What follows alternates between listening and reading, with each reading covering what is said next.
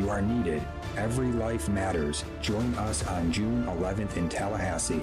For more information, go to themensmarch.com.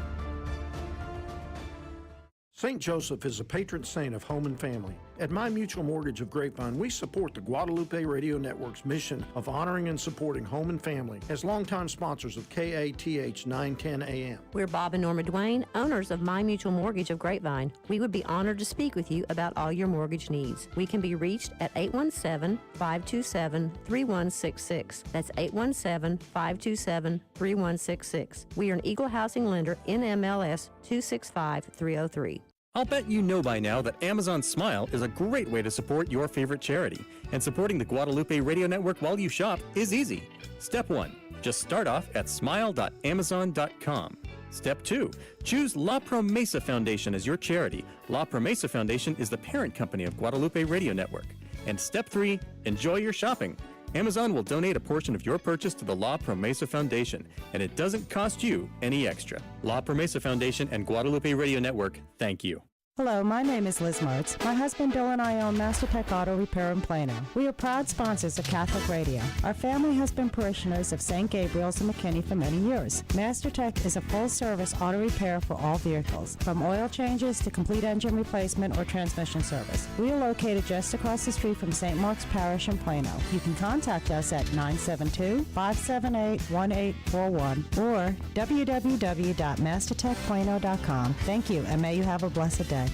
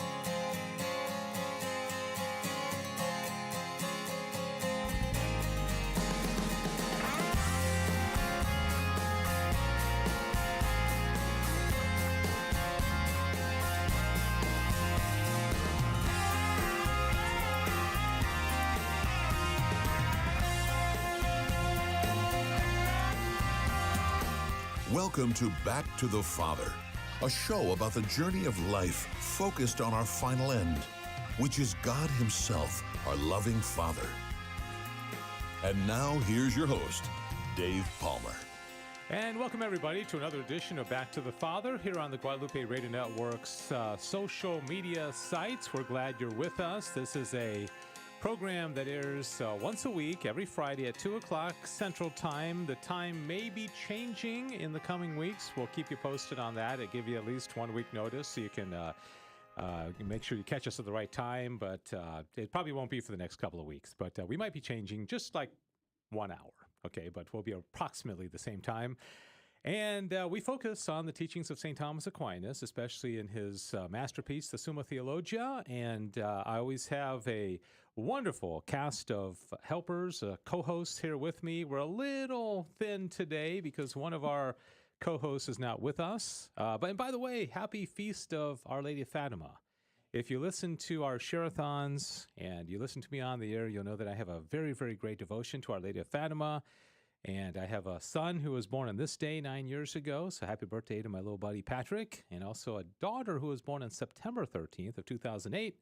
And so those are two of the Fatima dates, and so I feel like Our Lady of Fatima has really blessed our family greatly. So I do love her, and we ask for her intercession, and it really ties into what we're talking about today as well. But before that, let me introduce our cast of characters. And what a character she is. Cecil Anderson, Hello. how you doing? I'm doing In a different well. seat today. In a different seat today. Got the hat back because I was getting some criticism for my headwear that wasn't quite a hat. So I guess this wouldn't be the time for me to criticize that one. Are you going to criticize my Well, hat? it's kind of blocking your face a Well, little you bit. know, okay, here. Yeah, maybe kind of spin it around because I think it's important that people see your face. Okay, there you go. How do All we right. think? What do we think? Thistle likes hats. I do.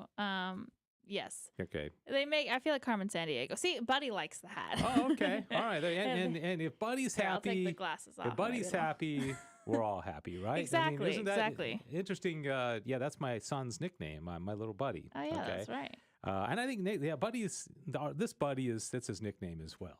Okay, because he has like an online handle that he uses. I like it. I know he's got a different name in real life. He wasn't born. His parents didn't say his name is Buddy.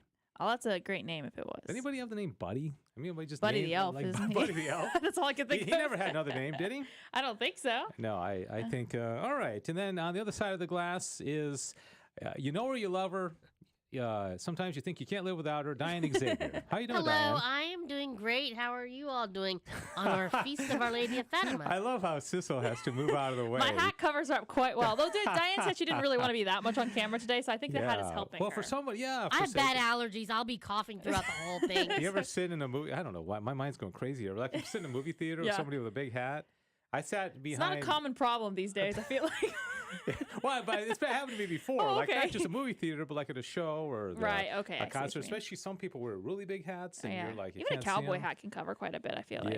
Yeah. So, anyways, we're a little goofy, and we're gonna have some fun today. Actually, very serious topic, and I'm very, very interested in getting everybody's take on this. So, if you are among our faithful viewers who come and watch this every week, and you're with us today, I'd love to get your take because this is something that I feel very strongly about, and it is the restoration of Christian philosophy according to the mind of St. Thomas Aquinas. I've talked very often about this encyclical from 1879 called Aeterni Patris, and really the name of this show, Back to the Father, is tied into that because Aeterni Patris in Latin means eternal Father, which are among the opening words of this encyclical that Pope Leo XIII wrote back in 1879. And so today we're going to kind of digest it. We've never actually gone through the text, No, have we? you've only just like alluded to it and used little bits and pieces of it. So I'm kind of excited. I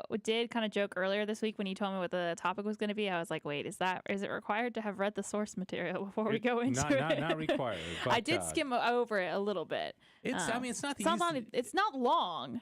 I would like to point that but out. It's kind of dense. It is very dense, yes. Yeah.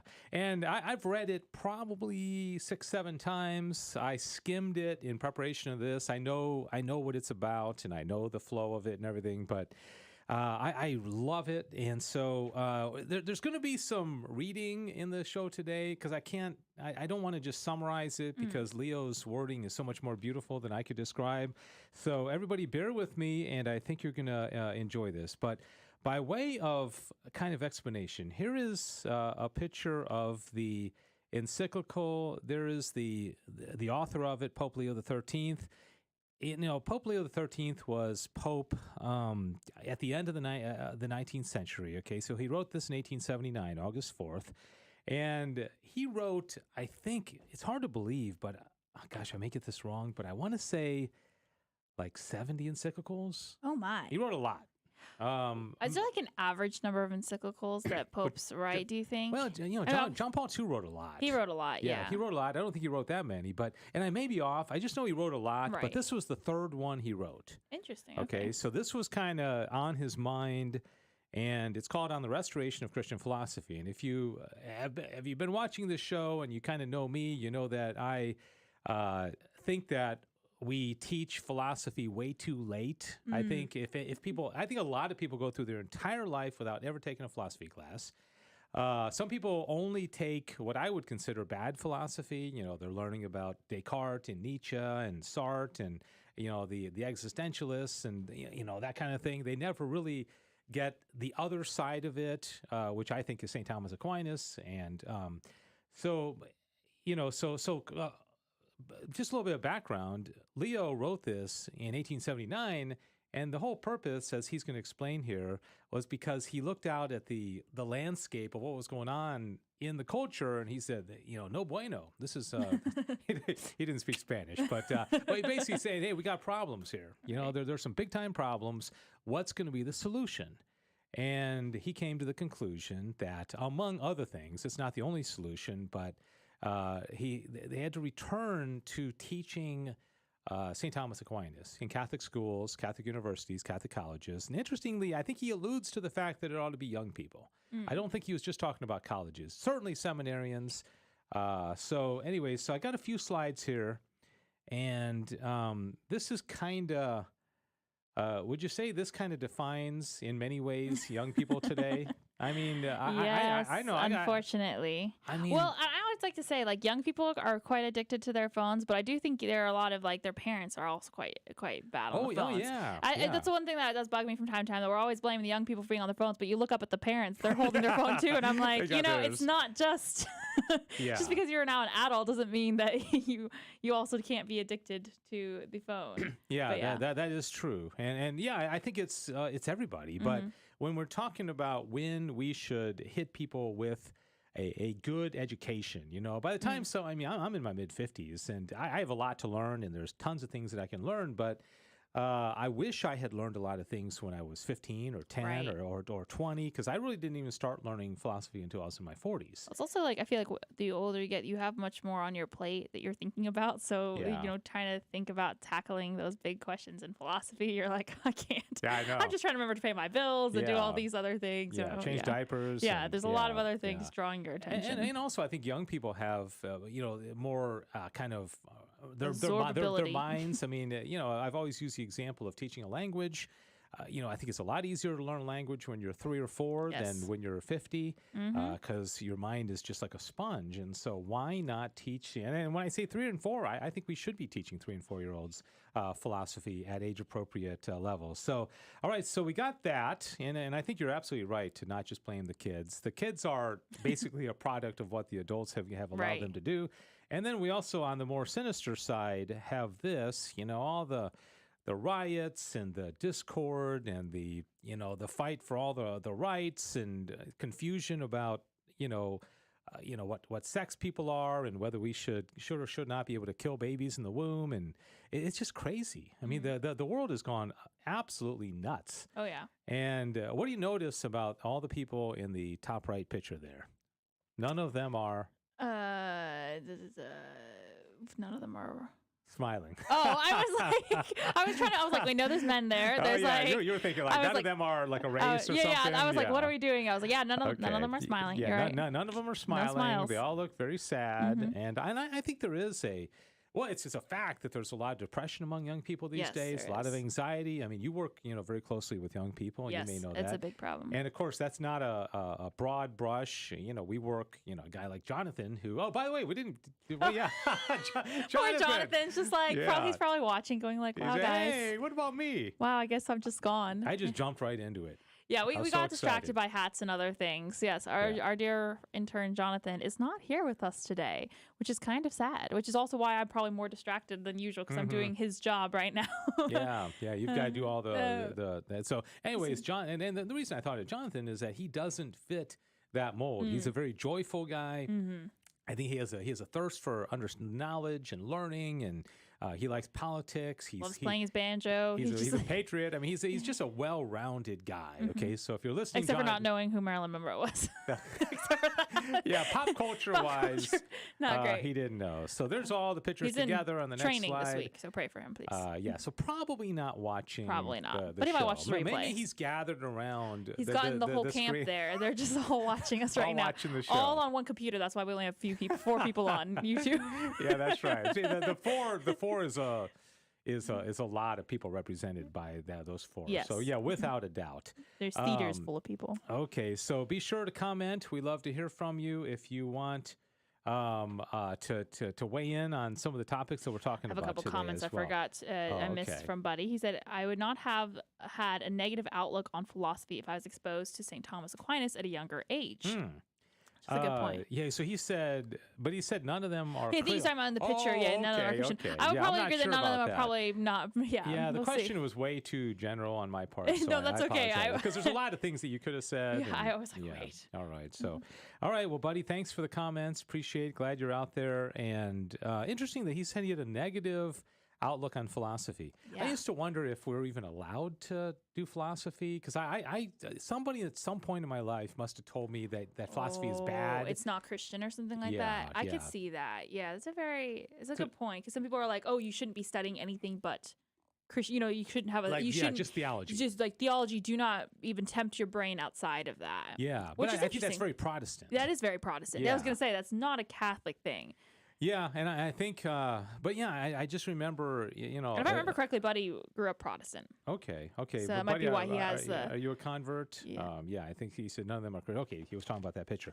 All right, so let's get right into it. And again, bear with me here, because I can't really explain this without going through some of the text. And so I think after reading this, tell me whether or not you think this applies as much to 2022 as it does to 1879, when Leo XIII wrote this. Okay, so on the restoration of Christian philosophy, he says, and this is the very opening lines of the encyclical.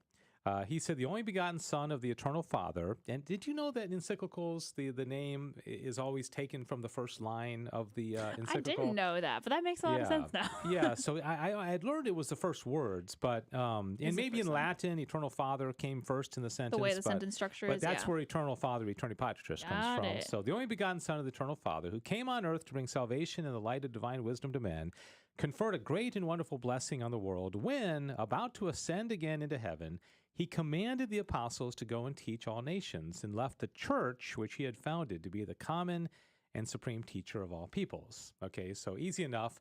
When Jesus left, he was no longer physically here, so the church had the responsibility to educate, teach, and lead all souls to heaven, right? So he goes on and says, since then, according to the warning of the apostle, the minds of Christ's faithful are apt to be deceived, and the integrity of the faith to be corrupted among men by philosophy and vain deceit. The supreme pastors of the church have always thought it their duty to advance by every means in their power science truly so called, and at the same time to provide with special care that all studies should accord with the Catholic faith, especially philosophy, on which a right interpretation of the other sciences in great part depends. So what he's saying here is that if we are going to understand biology and chemistry and, you know, anthropology and sociology, then you have to have first a good philosophy. You know, you have to know how to think. And also philosophy helps you to understand divine revelation as well. So like we were talking about a moment ago, when some people say, oh no, it's only divine revelation and no philosophy. Thomas would argue, and Leo is saying here, that seminary formation starts with philosophy. Okay, so if you go to seminary, you learn philosophy first. Why?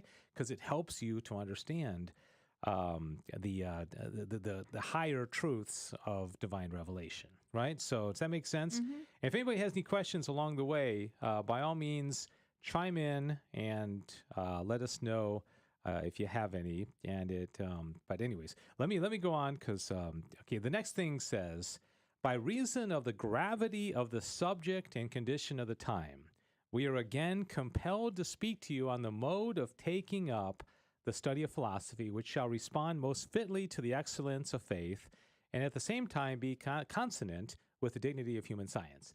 So he's saying here he's seeing some bad vibes. He's feeling the bad vibes. He's feeling bad vibes. Okay. And Leo was the one who gave us the St. Michael the Archangel prayer. Okay. Right. So he definitely was feeling some warfare, spiritual. And I think he had a dream where the devil appeared to him, and that's where he came up with the St. Michael the Archangel prayer. So, got it. And I don't know why Leo isn't canonized. I wish he would be, but I keep forgetting he's not. Yeah, that's so weird. They never ask us these things. They should go to Guadalupe Radio, specifically Dave Palmer, and just give us 15 people that you think should be saints right now.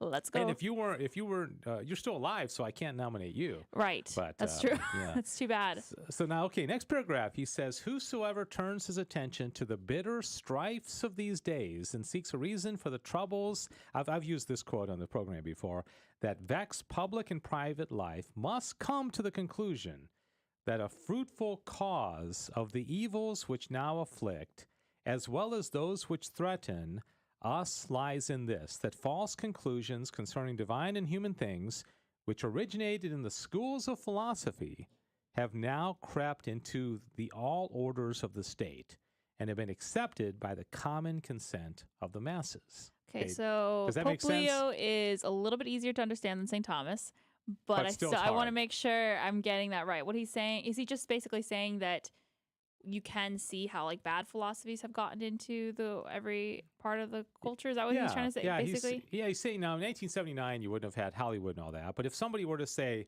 why is Hollywood putting out so many bad movies? Why are there so many bad books out there? Why the pornography? Why is higher education so corrupt? Why why politicians are just so bad? What he's saying here is that it's bad. It started with bad philosophy. And so we've got these bad I think people underestimate the power of philosophers. Speaking of, name those philosophers. Hold on. Are we all playing right, another between game? you and Buddy and everybody else who's watching right Hold now. on, I've lost my mouse. See if you can get all 7 of these. Oh dear. Do you remember? We've gone over most of these Yeah, guys. I know, Dave. We did Aristotle. No, there's actually wait. No, you think There's Aristotle's in there, Diane? No. These are all bad philosophers. Okay.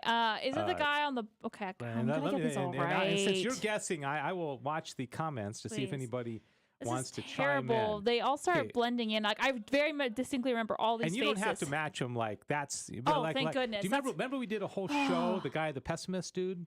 Yes. Do you remember him? Yes. What was his name? Hold on. Or can you would you remember which one he was? Wasn't he the one with the crazy, like the bottom left? Is that him? Yeah. Bottom left? Yes. Yeah. Arthur Schopenhauer. Oh, Arthur Schopenhauer. Yes, I knew it was. I wouldn't expect you to remember that. Yeah. Well, he had a pretty distinctive name, so I should know something. Okay, hold on I wonder, young people should make that haircut. So Kant's on this, right? Yeah. Kant, very good. Which one is he? I don't remember exactly. Kant's one that looks like the Englishman. This one right here, the bottom to the right next to Arthur Schopenhauer. Yeah. It looks like George Washington. Okay, right next to Schopenhauer. So this guy. Okay, Schopenhauer. Okay, so that's Immanuel Kant. Okay, and then Nietzsche. Okay, is he the bottom right? Yeah. Yes. See, you're doing better than you thought. And then above Nietzsche, is that no? Hold on a second. You're having a little conversation with yourself, aren't you? I'm having a moment. Okay, let me see. Kierkegaard is on here. No, not Kierkegaard. No, because he's not a bad. Never mind. No, Kierkegaard was a Christian. Was a Christian, so he wasn't necessarily a bad. Okay, so Buddy. Don't look at the screen. I'm not looking. Do you want Buddy's help or no? Do you want to try phone a friend? I got it. Hold on a second. I got some. Victor is also on here. He says Descartes. I forgot to mention Descartes. Good job, Victor. Okay. And Buddy's has gotten some too. So Descartes is the one, the middle top. Okay. So far we have not gotten top right. And we have not gotten... he's so distinctive.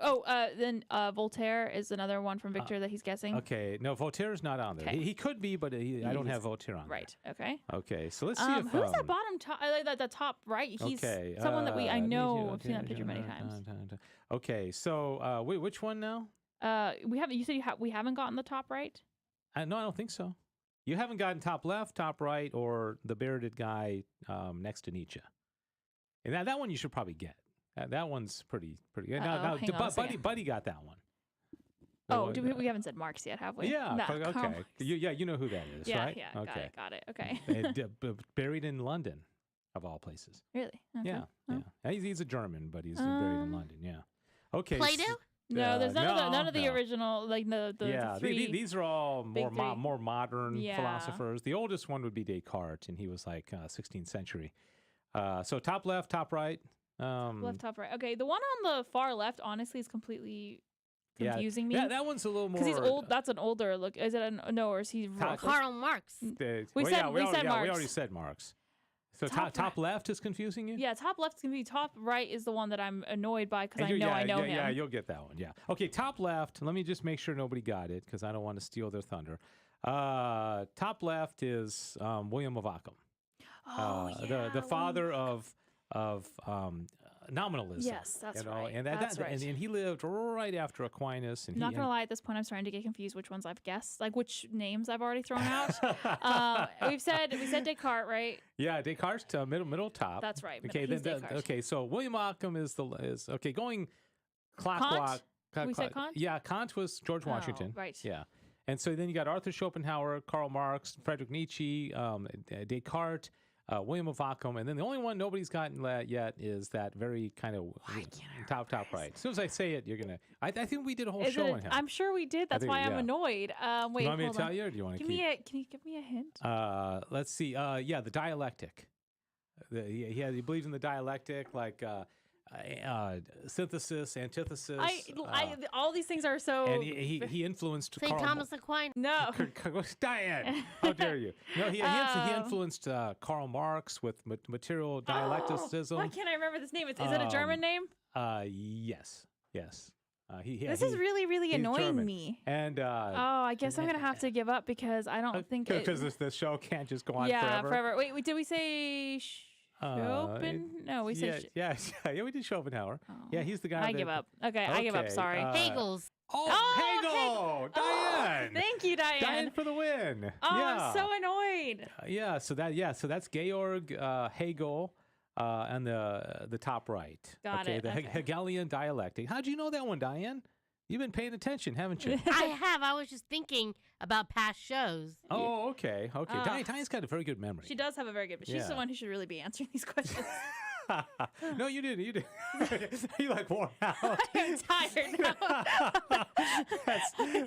That should be the slogan of this show: wearing out one viewer at a time.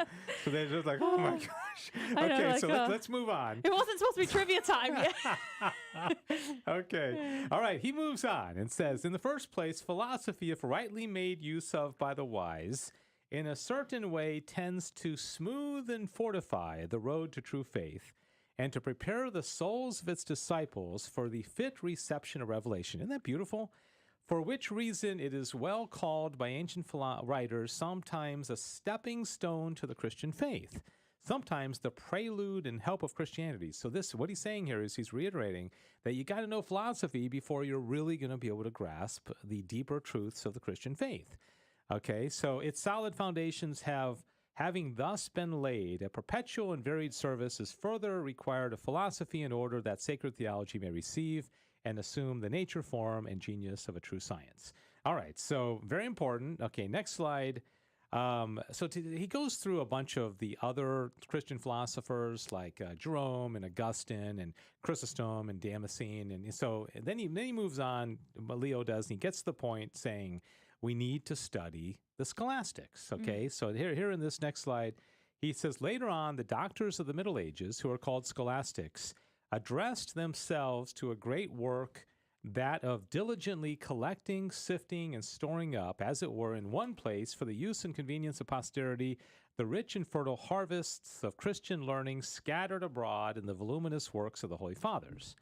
That ready and close coherence of cause and effect, that order and array as of a disciplined army in battle, those clear definitions and distinctions, that strength of argument and those keen discussions by which light is distinguished from darkness, the true from the false, expose and strip naked, as it were, the falsehoods of heretics wrapped around by a cloud of subterfuges and fallacies. Isn't that like good writing? That was very beautiful. I mean, like in the way the words were like, you put it together. Nice turn of phrase. Yes, good job, Pope Leo XIII. So he's well done. He was waiting for me to compliment him. Gets a smiley face. Yes.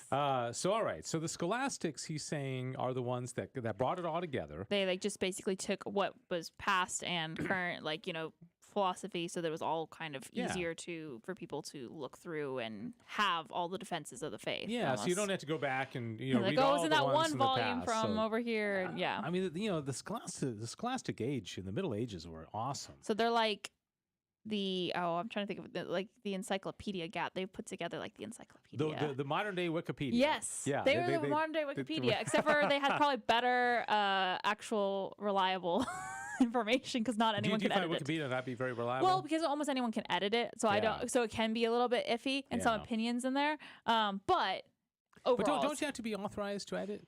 I just can't go in there and change dates I don't think it around, takes as much as you think to become authorized. I think is the thing. Yeah, I've always found it to be pretty decently accurate. Oh yeah, absolutely. And I'm sure they have fact checkers. Right? Oh yeah. Okay, so now here we go to the reaching a crescendo here. He says, among the scholastic doctors, the chief and master of all towers, guess who?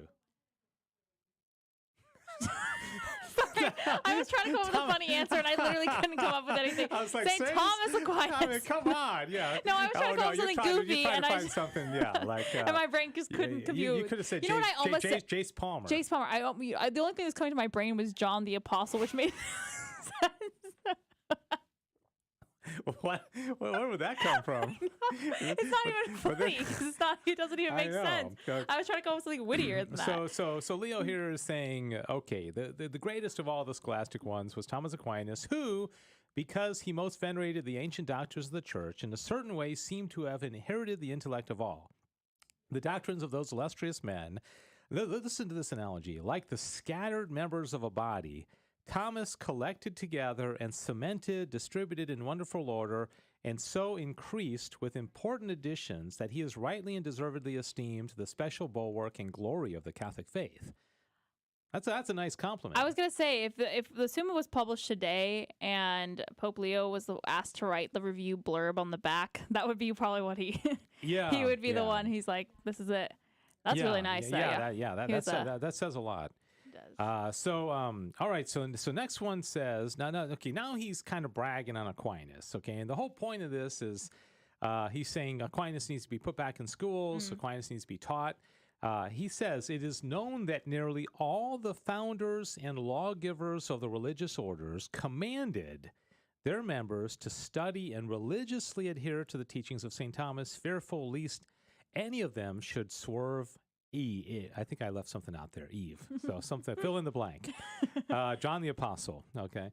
Now he has a couple of quotes from popes, okay. Blessed Urban V said, it is our will which we hereby enjoin upon you, that ye follow the teaching of Blessed Thomas as the true and Catholic doctrine, and that you labor with all your force to profit by the same. In this, okay, I did some weird edits here. Then he said, don't leave it in the slightest degree from the footsteps of so great a man. So, okay, then Innocent VI said, his teaching above all the others, the canonical writings alone accepted, Scripture, enjoys such a precision of language, an order of matters, a truth of conclusions, that those who hold to it are never found swerving from the path of truth, and he who dare assail it will always be suspected of error. Wow. So if you're raising teenagers, would you like to say that they never are found swerving from the path of truth? Wouldn't that be a nice compliment? That would be a fantastic compliment. Okay. Was not a compliment I received. You sometimes swerve from the truth, like in trivia time. Yes, right? Exactly. Very much so. All right. So we're coming to the end here. Any comments? Anybody got? No, I think everyone's just. Have I put everybody to sleep? Yeah, either they're asleep or they're just really so focused on listening, Dave. Whichever one will help you sleep better. Maybe they're not even with us any longer. Maybe they're just completely like, you know what, I got better things to do. But no, seriously, I really do believe in this strongly. And it's crazy how quickly, because St. Thomas, wasn't an early, Christian, but how many people after he put together the Summa and all of others' writings immediately were like, this is where we need to go. This is where like the orders need to be based off of. And things like that. It's crazy. And it's kind of fallen off. I mean, which is also kind of crazy that you have all these people like praising it. Even by Pope Leo's time, he was saying like we need to put it back. And that was stuff. only like a few hundred years, a couple hundred. 1879, 150 years ago. Yeah, that was 150 years ago. And how much time would it have been between I always get confused, between St. Thomas and Pope Leo? Thomas died in 1274, and then 18. So almost 600, exactly, 600 years. Yeah. Wow. Interesting. All right, so we got 4 more slides, okay? So and hone in and listen to this. This is pretty cool, okay?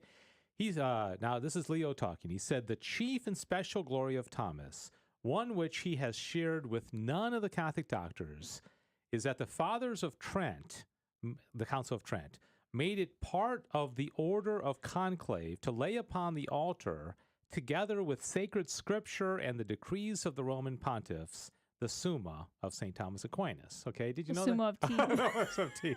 I don't know what happened here. Why? They've had a day. my cutting and pasting apparently cut it and paste it a little more than you intended. Yeah, I cut a little more than I should have. Anticlimactic, the Summa of Tea. So you've got the Protestant Reformation, right? 16th century. Trent is called to answer the Protestant Reformation, and Luther and all these, the Protestant fathers are, arguing against, the Catholic doctrine and justification and, all this kind of stuff. What do? They take sacred scripture and then they take the Summa in order to respond to this. All right.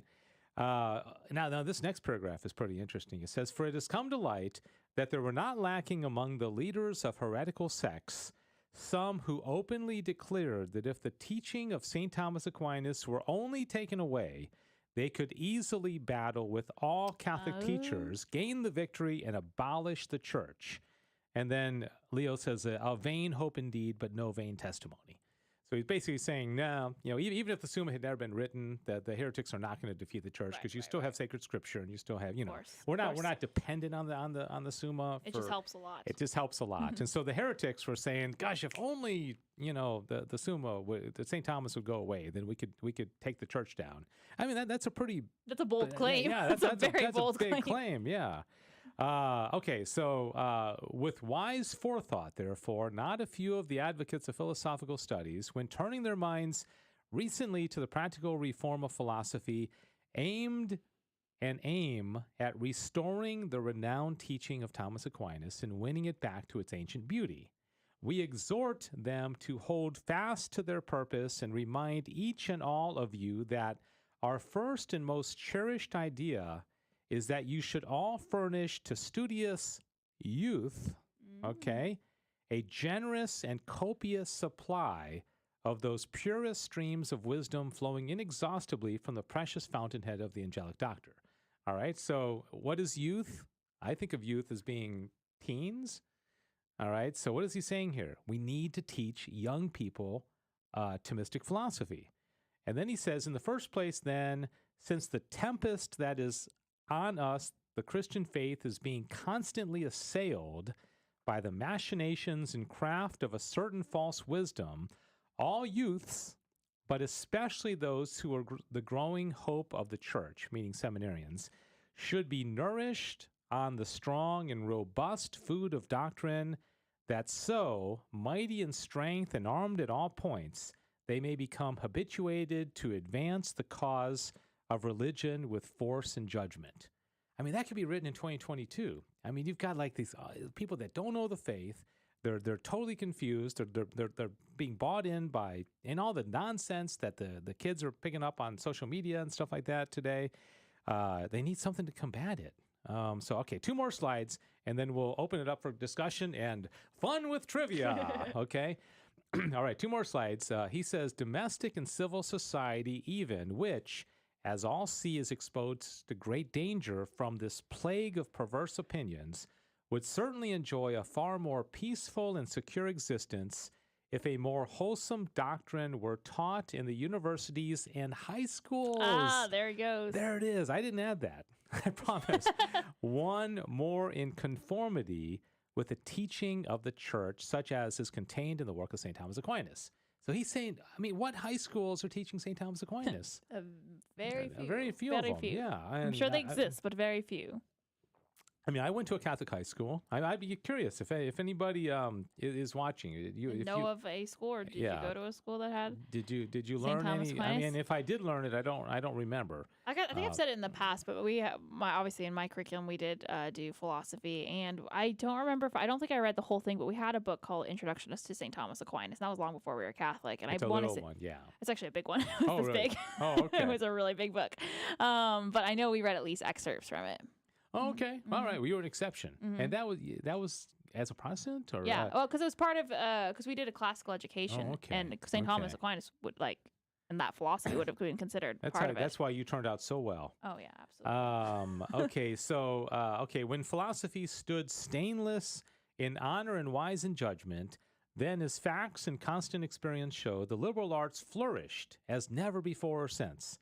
Okay. So he's saying other disciplines will flourish when there's a good philosophy, but neglected and almost blotted out, they lay prone since philosophy began to learn to error and join hands with folly. I think that's the answer if you're talking about why are there not better movies being put out by Hollywood, why the trash that we see. It's because the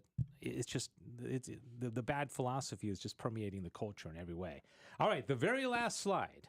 Okay, so here he is. Here's the final one. Let carefully selected teachers endeavor to implant the doctrine of Thomas Aquinas in the minds of students and set forth clearly his solidity and excellence over others. Let the universities already founded or to be founded by you illustrate and defend this doctrine and use it for the refutation of prevailing errors.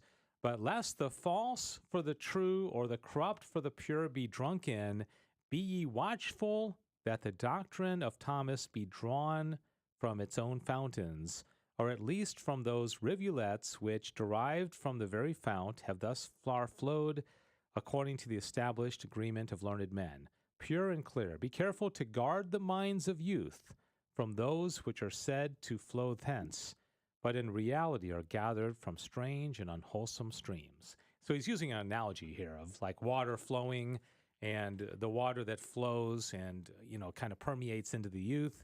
Be sure that it is solid philosophy according to St. Thomas Aquinas, because otherwise they're going to be affected. So if you had to summarize the whole encyclical, because I only put a very small portion of it on here, what do you think he's saying? Study St. Thomas Aquinas and teach the youth. Yeah. So seriously, he would be so proud of this little broadcast. Our little effort here. Too bad we can't get him on the show either. Yeah, we have this list of, Remember we talked about having an alien. Aquinas. Aquinas. Yeah. Pope Francis, didn't we talk about having him on one time? It's hard to get to all these people's PR, people to get through to them. Yeah, especially the aliens. Especially My the goodness. aliens, yeah. It's almost impossible. Nearly impossible. So I have Leo the 13th. Wouldn't it be great to have him on? But panel of all.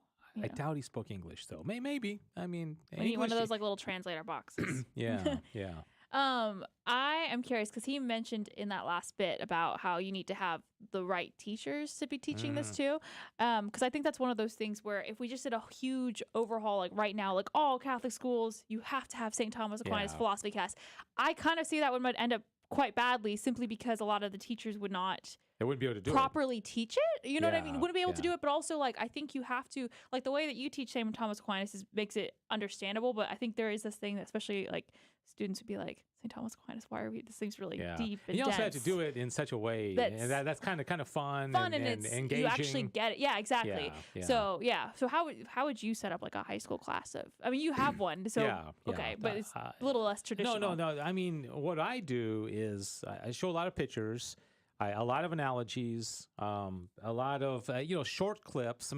I used a lot of text here today, and that would I probably wouldn't do it this way if I was teaching a high school class. I would show more pictures, like when I showed I interrupted and showed the philosophers and kind of engage and that kind of thing. But the class that I teach of high school kids. Because they all, send reviews, and I always ask them to tell me what they think about the class, and a lot of them love it. They think it's very interesting.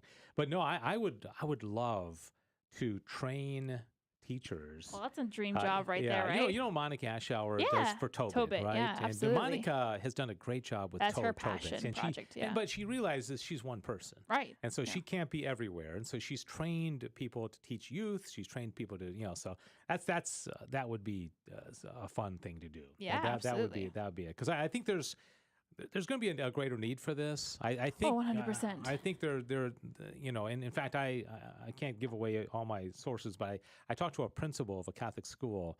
And actually wasn't a principal, but somebody high up in the school system, and said this is the philosophy is being entered into the program, and said we want something like that. Okay, all right, nice. And this was. Somebody that can make it happen. Let's just say that. Perfect. And so the further that Back to the Father goes and we spread this message, Dave, the more you're just going to get people calling you up like, let's go. Yeah. Let's. We can have high schools watching Back to the Father. That's a little terrifying, actually. Teenagers scare me. You don't like teenagers, huh? All right. Well, that does it for that portion. Are there any other comments or anybody else have anything that they wanted to say? So far, I'm checking to see. Victor says he unfortunately has to go and focus on a final, and he hopes that we have a good weekend. Okay. And I Thanks, said we'll pray Victor. for his final. That's always a fun time. And yeah, I don't think we've had any other questions about it. Okay. Did you ever? I guess we're going into trivia. Diane.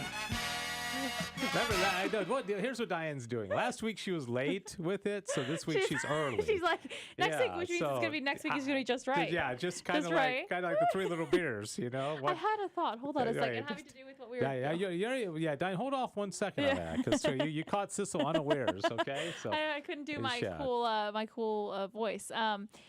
Oh dear, what was my thought? We were talking about. I was talking about, so the encyclical. Do you think it's one that the Pope Leo XIII's encyclicals are easy ones for just your very average Catholic to just pick up and start reading? Or do you think it's... No. Okay. I don't think any encyclicals I don't think they are either. I just didn't...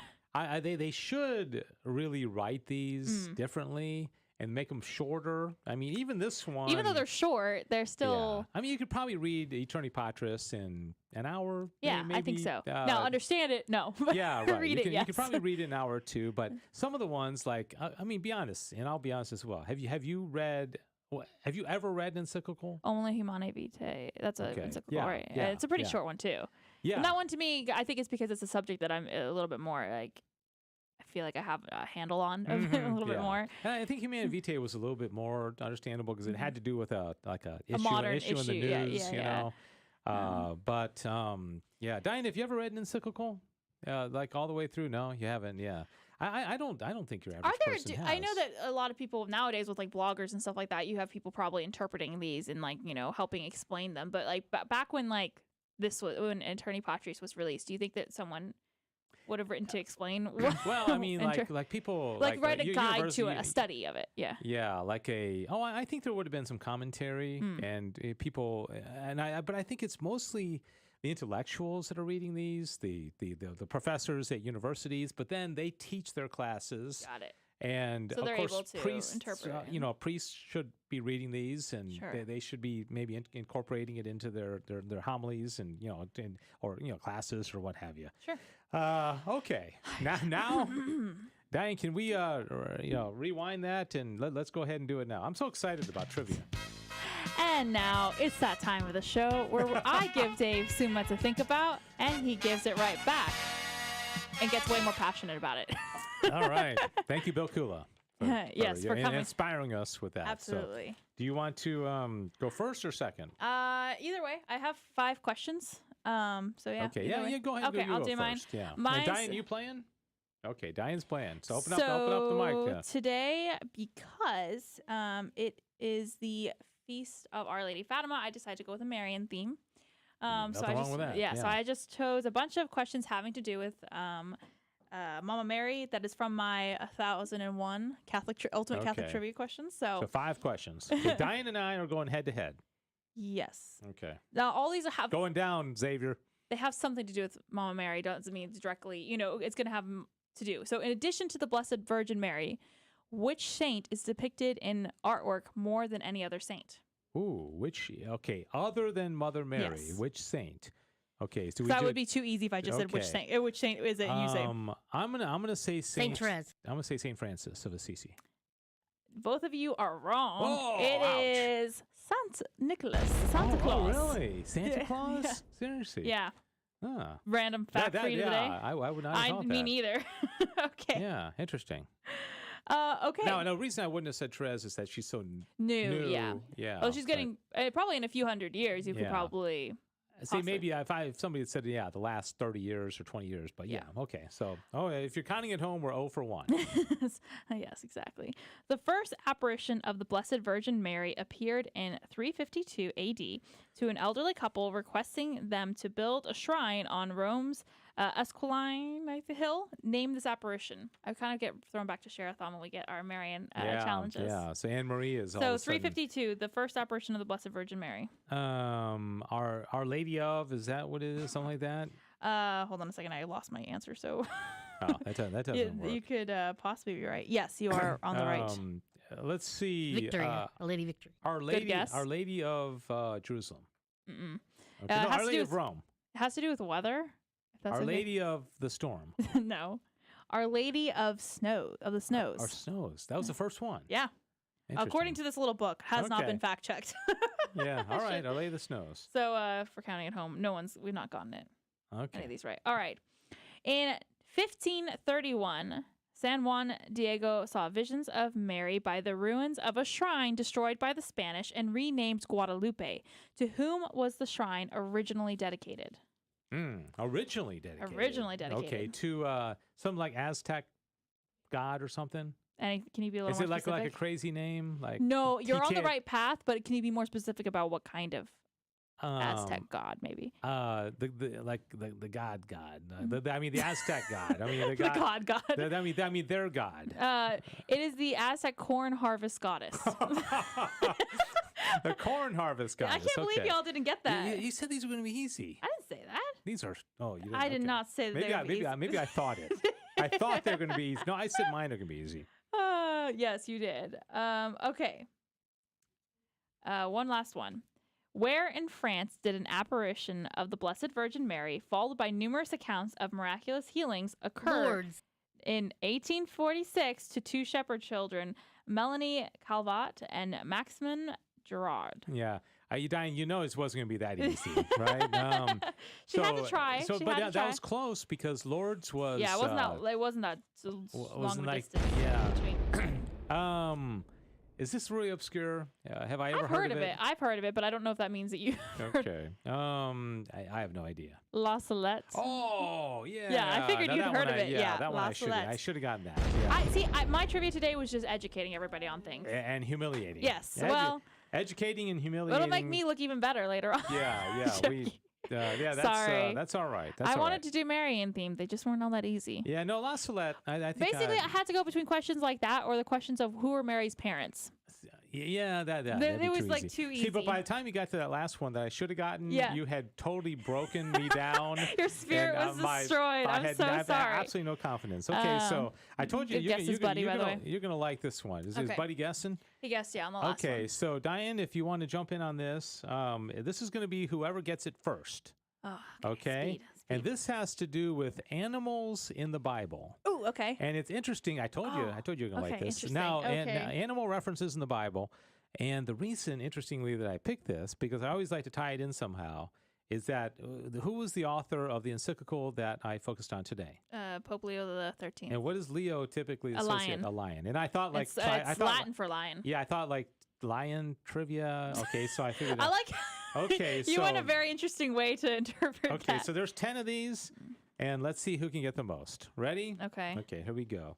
What animal supplied food for Elijah in 1 Kings 17? Oh, no. What animal? First to get it. Sheep. Okay, well, and if anybody out there in social media land gets it first, hold on a second. Well, okay, I thought you. That one is one that I remember, but I'm not remembering what it was. I'm getting confused with other ones, so I'm because it. Okay, so all right, so I sorry. Okay, that's it bad. was a raven. It was a raven. That's Okay, right. so that's raven. Right. God sent okay. a raven. Okay, so some of these are a little bit easier. Yeah. Aaron's staff turns snake. Snake. All right. Okay, Diane's like, whoa, did we just have a question here? Okay, name the two types of bird that Noah sent out. A dove and a pigeon? Turtle dove and a... That sent out to find dry land. A turtle dove and a... Oh. It wasn't. What was something else besides a dove? Yeah, he sent one out and it came back. But I thought it was two doves. No, Wait. No. He sent one out and it came back. Then he sent a dove, and it didn't come back. Okay. I'm watching you guys out there. A social media I'm just gonna name a raven. Yeah, Diane. I almost guessed a raven again, but I was like, no, a dove and a crow is what Buddy guessed. 2 out of 3 of the answers so far have been raven. Any more ravens? Can I ask them? If there's hold on one second. Pardon me. I don't know why I forgot that it was. Oh, For some okay. reason in my head, I always pictured that was 2 doves. One dove just never came back. Okay, so now this one. Okay. What kind of animal spoke in the story of Balaam? Oh, the donkey. Yeah, okay. You know that? Do that one, Diane? Okay, so Balaam. So Sissel got this. Sissel and Diane together got 3. Okay. Peter finds a coin in what kind of animal's mouth? A calf? No. What is the? A fish? Diane for the win. Fish. Yeah. Go, Diane. Remember Jesus said, "Go throw your line out and bring one in, and you'll find a coin." So, all right. Well, Sissel, you better be I'm not worried doing here. very well. Yeah. Okay, because that one where you guys got Raven and Dove, I'm actually going to give that to Diane. So you guys are 2-2 right now. I want to make a good competition here. Okay. What kind of animal assisted in Elijah ascending into heaven? Elijah ascended into heaven. Was it a horse? Yes. Okay. A chariot of fire. A chariot of fire. I was like, it's okay. a chariot, so I'm assuming a horse, but I was like, is this a trick question? I question everything now. Okay. Jesus sent demons into a herd of what kind of animal? Pig? Oh, Yeah, yes. pigs. Okay. Makes sense. Yeah. Oh wow, this is actually good. It's 3 This to is 3. good. Yeah. Okay. That's why I'm playing it cool, Dave. Well, yeah, very cool. Yeah, very cool. Okay, 3 more. Okay, this one's really interesting.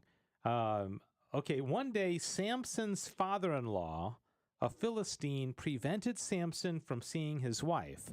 So Samson took personal revenge by tying the tails of 300 blanks in pairs, attaching a torch between each pair of tails. What kind of animal? He Wasn't took. snakes, was it? I'm sorry. Snakes. Foxes? Yes. Is Diane looking at a list of like animal references in the Bible? Diane, are you cheating? No, I'm trying to run back and forth with the right and wrong answer and guessing. Well, I I studied am a little so- bit of this in CCD. Oh, wow. Diane's got you 4 to 3. I am like, what? My brain Okay. is like still catching up on like what animals. I'm trying to picture which animals could be tied together. You're still thinking of Aeterni Patris. Yeah, I am. My brain is not Okay, here. but the good thing is you have very good knowledge of scripture. And Yeah. So okay, so all right, so only 2 more. No, actually, yeah, 2 more. What kind of creature bit St. Paul? A snake? Whoa, you guys got it Yeah, at the I was exact gonna same say. time. I was like, it's got to be a snake. Okay, so we're going to give that to Sissel just to make it a tie game, Interesting. okay? All right, so we're down to the last Oh, one. So, Diane, you no. went to CCD and learned all this stuff, huh? A lot of it, yes. Yeah, see the advantage of being a Catholic at a young age. Okay, so here we go. Last one. This is an interesting story. And you can throw out the answer anytime you want, okay? For all the marbles, okay? I can't take the pressure. As Elisha traveled from Jericho to Bethel, a group of young boys mocked him, saying, "Get out of here, Baldy." What animal came out and mauled the A group lion. the group of boys to No. death after Elisha cursed them? It wasn't a lion. No. After Elisha cursed them, and 2 animals came out and mauled 42 boys to death. Is it a feline of any kind? A fox? A wolf. A wolf. No. Gosh, I don't remember. I think of the word maul. What kind of animal mauls? I think of a lion on A a Tiger. No. Are we going to have to leave it at the tie game? Okay, let me see if anybody out there is getting it. Yeah, see if Buddy has. Okay, so Buddy got snake, a dove, and he said a crow. Yeah, he's got this. A crow and a raven's the same thing, aren't they? I have Is- no idea. I'm not okay. good with birds. Clearly. Bear? I don't know. He A bear? got, Yeah. Well, Buddy's getting them all. Donkey, fish, Is it a dog? horse, Bear? swine. Let me see if he got this one. Okay, Buddy said lion, He dog. said dog. Okay, nobody got this Wait, one. okay, hold on. Who said bear? We both said beer. Or bear. Okay. Beer, bear.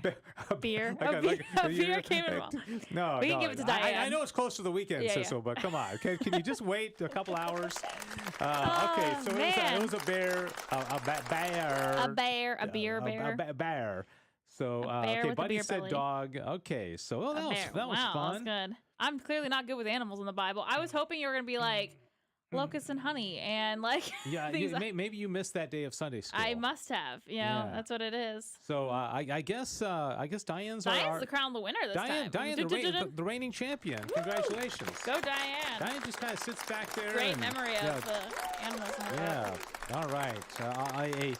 And we are out of time. And so thank you very much for watching, everybody. We'll see you next week for the next edition of Back to the Father. Bye. Here on the Guadalupe Radio Network social media sites. Have a good weekend. Our Lady Fatima, please pray for us.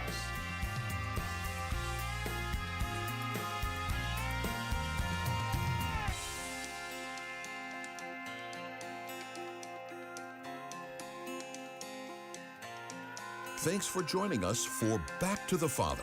And don't forget, the glory of God is the human person fully alive. If you have comments about the show, email Dave Palmer at grnonline.com.